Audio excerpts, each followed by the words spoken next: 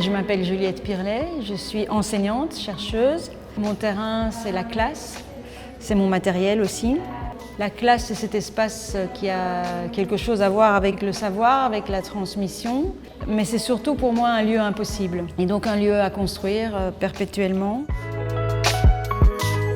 Ma recherche a commencé dans l'enseignement supérieur, dans l'enseignement secondaire, et puis petit à petit j'ai ressenti le besoin de faire des allers-retours entre la classe et l'extérieur de la classe, entre l'école et hors de l'école. Pour moi, ce qui me semble le plus important dans cette idée de matériel de la classe, c'est en quoi elle peut créer un espace d'accueil, un espace d'invitation pour faire ensemble.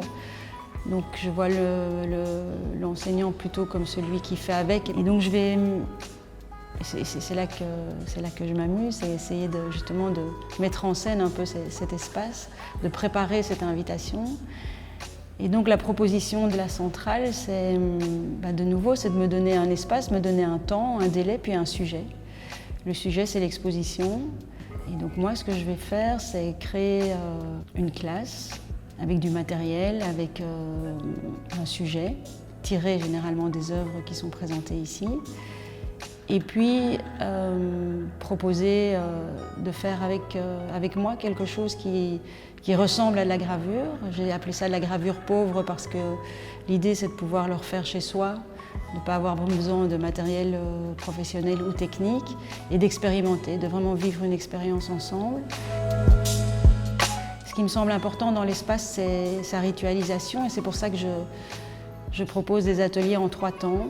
Un premier exercice du regard à travers l'exposition, un deuxième moment qui serait vraiment du faire ensemble, et puis un moment important qui est plus difficile à mettre en place parce que généralement quand on a fait, on avait juste envie de partir, mais vraiment de prendre le temps de regarder ensemble ce qu'on a fait et donc de mettre en place comme un espace de visualisation, une table de traces de ce qu'on aurait fait ensemble et de vraiment prendre le temps de jeter un regard sur tout d'un coup ce travail qui était individuel et qui devient collectif.